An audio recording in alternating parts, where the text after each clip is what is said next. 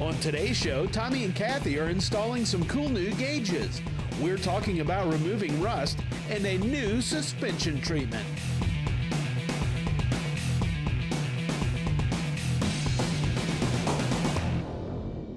Performance TV, coming to you from Borla Commerce Park. Welcome back to Performance TV, and our next project, working on this beautiful 1973 Camaro Z28, where we are giving it the full brand new suspension treatment. And Tommy, I've got the front. I got the rear, so let me show you what we've got done so far.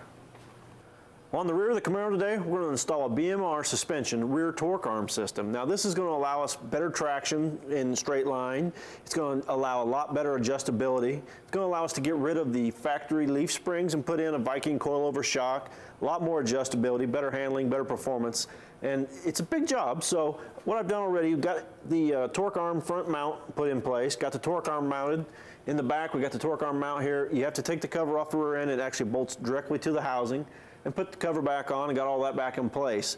Now, we got to remove the factory leaf springs, and we already did that. We removed the hanger, and now it's time to put the lower control arm on here and attach it to the rear end housing. So we'll get started with that. And all this stuff is the kit comes with its bolt on, directly bolt on. There's no fabricating, there's no welding, no cutting. Kits come with everything you need. You either use the factory mounting hardware, or if they want you to change, they send you new brackets, new bolts.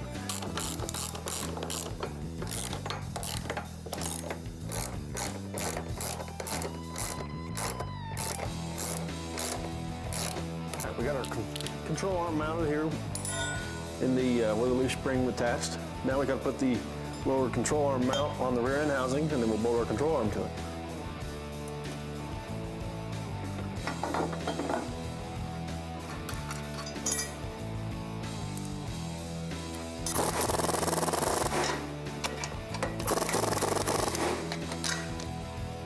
Got our mount on, we'll put our rear control arm on here. Pop it into place. Now the BMR suspension comes with polyurethane bushings. That's a lot better than the stock factory rubber bushings, so gives you a more solid ride, more repeatability. There we go, tighten that up.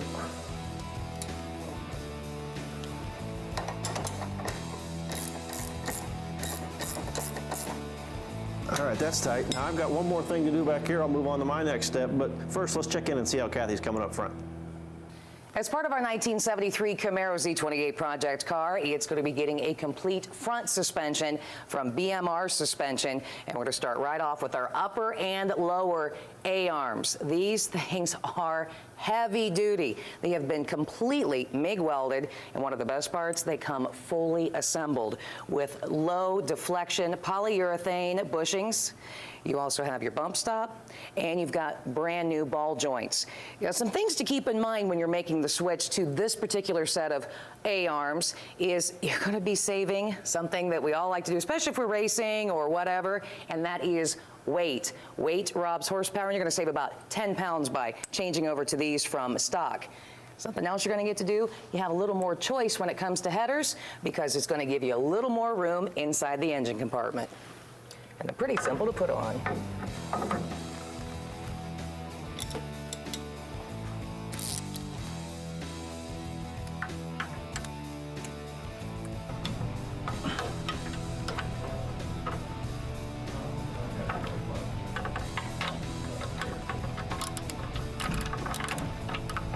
In there. All right. Just 2 bolts. We'll have this put together and check and see how it's going in the back. Now it's time to mount this rear cross member.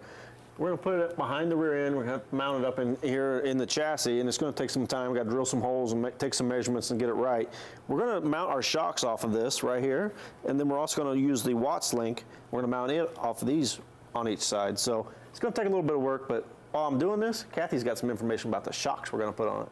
Well, the next part of our 1973 Camaro project car and all of our suspension we're doing is to get some new shocks all the way around on this car. And we're going with the Viking Warrior double adjustable shocks. When you think double adjustable, well, actually 361 different adjustments, combinations, I should say. You have 19 with compression, 19 with rebound. And the shock that I'm holding here is the mate to the one that Tommy is going to be needing for the back of the car here shortly. But just kind of wanted to put it together here to show you what it will look like when it's finally assembled, because we don't have any of our anti-seize on here yet like we will for Tommy's. But for mine up front, we have a lot of the similar pieces here. We have our lock nut and we have our spring nut, as well as all of our washers that we're going to need to put on as well. And since we have the whole kit together, the nice thing is it already comes with our spanner wrenches that we're going to need to lock everything down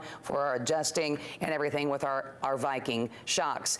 Not only the shocks, but we're also talking about the springs that we have too. And these springs are about 25% more lightweight than you're going to find with your standard shocks.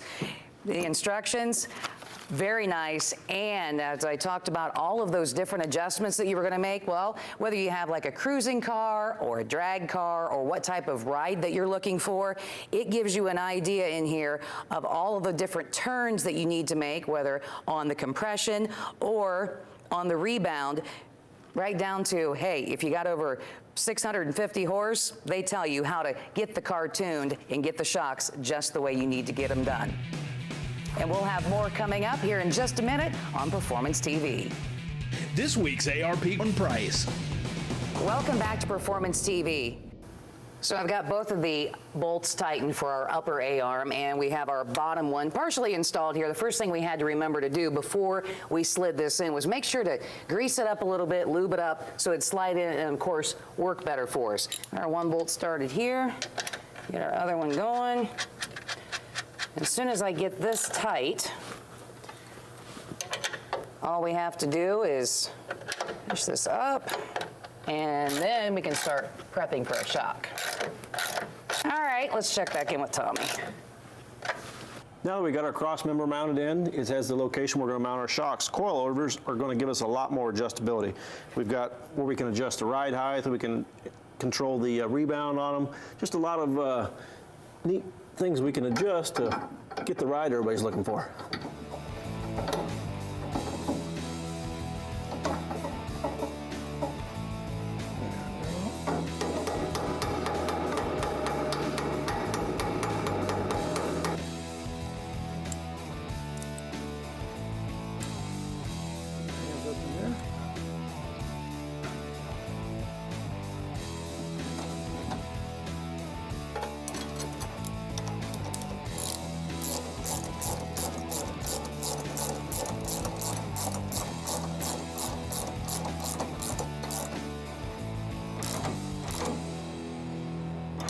Got my shocks on, so let's see how Kathy's coming. So we have our two nuts up here. Now, this would normally be where we would be putting in the hub assembly, but just to kind of give you a demonstration so you can see how this is all going to lay out, I'm going to just skip that for a minute. We're going to pull up our lower A-arm. The bottom of the shock will attach with two bolts right here at the bottom. And as you can see, what's going to be really nice is once this is all put together, all of your adjustments are really nice and close, where you have your rebound and your compression, and of course your locking nuts here where we come in with our spanner wrench. It's all going to be nice and neat, like I said, and all those different adjustments that you get to make. What we're going to do now is we're going to go ahead and get the hub assembly in here. And Tommy? Our final step will be to put the Watts link on, but we can't do that until we put the car on the ground. We got to get it on the ground, bounce it up and down a couple times, adjust our ride heights, get everything set. Then we'll come back and put it back up here, and we'll mount the Watts link right here. Now, this is a superior way for lateral movement and repeatability. This is really going to stabilize this whole rear end. Well, now that Tommy has everything buttoned up in the back, we're going to do the same here in the front with our BMR suspension and our front sway bar. This thing, it's a lot bigger, 1.25 inches solid, and solid mounting as well, which we have our polyurethane mounts here, and as well as the ones that we are going to start to install here, our end links. Get it here. Now this thing has been cold formed, so it's going to resist torsional fatigue and it's going to help it retain memory. This on, the rest of our bushings in. Up here on top, like that. Well, we're going to get this buttoned up because we've got a lot of things to tighten and torque and adjust. But man, this Camaro is going to ride so much nicer, have a great feel to it. You know what? That's all we have time for this week on Performance TV. We'll see you next time around.